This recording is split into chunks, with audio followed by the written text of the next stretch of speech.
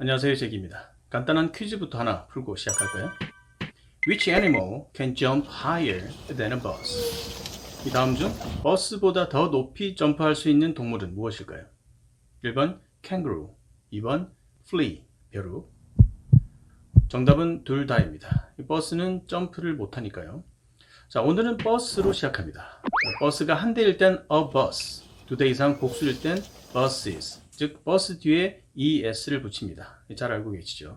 복수형의 가장 기본적인 형태 s 또는 es. 원래는 이 복수를 나타내는 형태가 많았었는데 셰익스피어 시대를 지나면서 s나 en을 붙이는 정도로 아주 간단해졌습니다. 물론 en도 현대 영어에 와서는 현저히 줄어들어서 지금 남아있는 예시로는 children, 어린이들, 그리고 황소, ox의 복수형 oxen 등에서 찾아볼 수가 있습니다. oxen 하면 옥슨 80, 그죠? 블로리아의 가수 홍소범 씨가 또 생각나네요.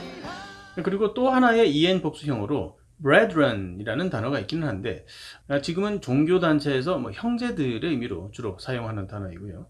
그냥 우리가 아는 일반적인 가족으로서의 형제, brother의 복수형은 그냥 brothers입니다. 이미 다들 잘 알고 계시겠지만 현대 영단어의 대부분이 복수형에 s를 붙이고 있습니다. 자, 그런데 bus의 복수형은 buses, 그냥 s가 아니라 es를 붙였네요. 그냥 발음을 편하게 하려고 중간에 e 하나 더해서 es가 된 것이라고 보시면 됩니다. buses, 그냥 s만 붙이면 bus, buses, 발음이 좀 이상해지죠. 그렇다면 어떤 경우에 es를 붙이는지 한번 알아볼까요?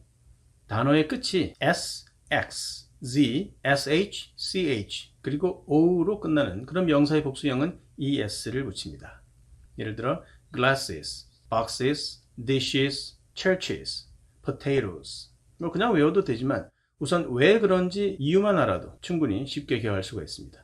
일단 s, x, z, sh, ch의 발음은 모두 s와 비슷합니다. s, z, sh, ch. 그렇죠? 그래서 이제 그냥 s가 바로 붙으면 스스처럼 어색하기 때문에 이 s를 붙여줍니다. 그래서 church의 복수형을 churches로 표기하는데요. 그런데 여기서 중요한 것은 뒤에 ch 부분이 치로 발음될 때만 그렇다는 것입니다. 이 군주라는 단어 있죠. monarch 같은 경우는 ch로 끝나지만 발음이 크 발음이기 때문에 복수형은 그냥 s만 붙여서 monarchs라고 합니다. 그래서 stomach, 이 단어도 마찬가지입니다. 끝이 크 발음으로 끝나기 때문에 stomachs라고 하고요. 미국의 골드만 삭스 들어보셨죠? 여기도 싸하게 s만 붙입니다. 그러니까 발음에 따라서 s냐 es냐라는 것이죠. 근데 o로 끝나는 단어의 복수형은 조금 특이한데요. 두 가지의 경우가 있습니다. 일단은 o로 끝나는 단어 뒤에는 es를 붙이는 것으로 생각하시면 됩니다. potatoes, tomatoes, heroes 등등 이렇게 만들어준다는 것이죠. 그런데 피아노의 복수형은 pianos, 그냥 바로 s만 붙입니다. 이건 또 왜 그럴까요? 피아노는 사실 o로 끝나는 단어가 아니라 원래 pianoforte라는 단어인데 줄여서 piano라고 하는 것입니다. 그래서 이렇게 줄임말에는 그냥 s를 바로 붙입니다. 사진 photo도 마찬가지입니다. 원래 photograph인데요. 이것도 이제 축약형이기 때문에 photos, 그냥 s만 붙입니다. 그리고 외래어의 경우에도 그냥 s만 붙이는데요. 멕시코 음식 중에 taco, burrito 같은 단어들도 그냥 s만 붙여서 tacos, burritos라고 합니다. 유명한 미드 중에 또 소프라노스가 있는데요. 많이들 보셨을 텐데 소프라노 일가를 의미하죠. 자, 여기에서도 복수형 s만 붙여서 소프라노스라고 합니다. 자, 이렇게 영단어의 복수형은 주로 s나 es를 붙이는데 그 외에도 아직 몇 가지 규칙들이 있습니다. 예를 들어 f나 fe로 끝나는 단어는 v로 바꿔서 es를 붙입니다. wife는 wives, 도둑 thief는 thieves. y로 끝나는 경우에는 두 가지가 있는데요. baby처럼 y 앞에 자음이 있으면 y를 i로 바꾼 뒤에 es를 붙입니다. baby 같은 경우에는 babies가 되죠. 그래서 battery, city 같은 단어들은 batteries, cities 이렇게 ies로 표시합니다. 반면에 y 앞에 모음이 있는 경우 boy나 day 같은 그런 단어들은 그냥 s만 붙여줍니다. boys, days. 즉 y 앞에 자음이면 y는 ies, 모음이면 그냥 s만 붙인다. 사실 복수형을 만드는 규칙은 이 외에도 좀 더 있긴 합니다.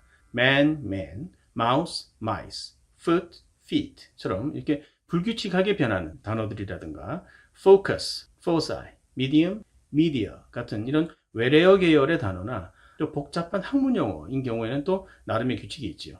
그리고 deer, fish, sheep 같은 그런 단수 복수형이 똑같은 단어들도 있고 또 복합 명사일 때는 어떻게 한다 등등 나름 세세한 규칙들이 존재합니다. 하지만 이런 나머지 것들은 많고 복잡해 보이지만 단어의 숫자로 보자면 상대적으로 소수이기 때문에 맞닥뜨릴 때마다 그때그때 암기하시면 됩니다. 물론 영어는 우리말과는 달리 복수형이 이제 매우 중요하긴 하지만 실수하지 않으려고 모든 규칙을 미리 모두 외우는데 매달리다 보면 실수가 두려워서 말을 못하게 됩니다.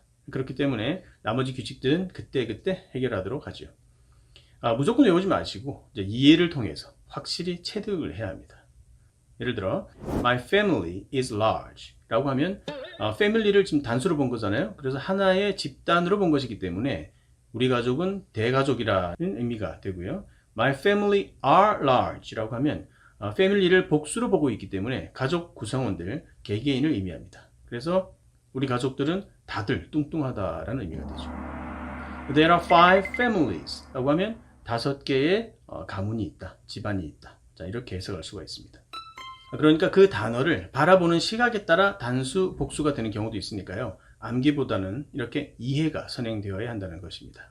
이해가 되면 이제 복합 명사의 복수형이 그렇게 어렵게 느끼지만은 않습니다.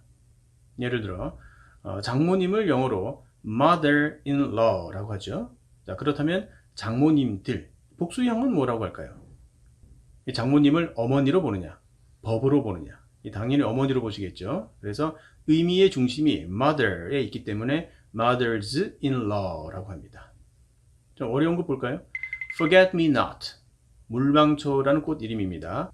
이건 어디에 붙여야 할지 좀 애매하죠. 이렇게 명사도 없고 또 뭐가 의미의 중심인지 알 수도 없는 이런 복합 명사는 그냥 단어 끝에 붙여주면 됩니다. Forget me not. 하나 더 볼까요? 남자 하인을 manservant라고 합니다. man과 servant의 복합 명사이죠. 그런데 복수형의 경우 둘 다 복수로 바꾸어서 manservants라고 합니다. 이런 것들도 이제 그냥 외우지 마시고 의미의 중심이 man과 servant 양쪽 모두에 있기 때문에 양쪽 다 붙이는 거구나 라고 이해를 한 뒤에 외우시면 더 잘 기억할 수가 있다는 것이죠. 그리고 이제 복수형이 되면 뜻이 달라지는 이제 분화 복수가 있는데 그건 이전에 제가 다른 영상에서 미리 다룬 적이 있습니다. 궁금하신 분들은 위에 카드를 클릭하시면 됩니다. 자, 오늘은 여기까지입니다. 감사합니다.